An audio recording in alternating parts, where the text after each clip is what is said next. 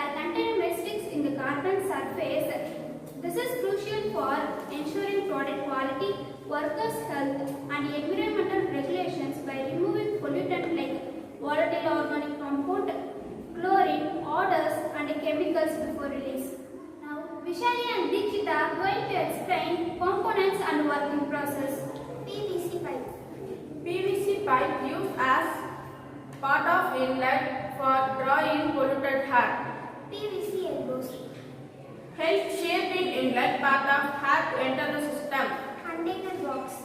Likely house some of components are act as chamber for air treatment. Content.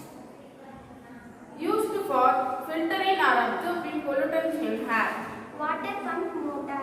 Water pumps have numerous uses across various industries and applications. DC motor. Power the propeller for drawing air into the system. Propeller. Used for suction fan for pollutants in the air. Wire. Used for connecting component like motor and DC motor. Batteries. Power the DC motor and possible the water pump. Level 2 pipe for water motor pump extending air intake. It helps application offers several benefits.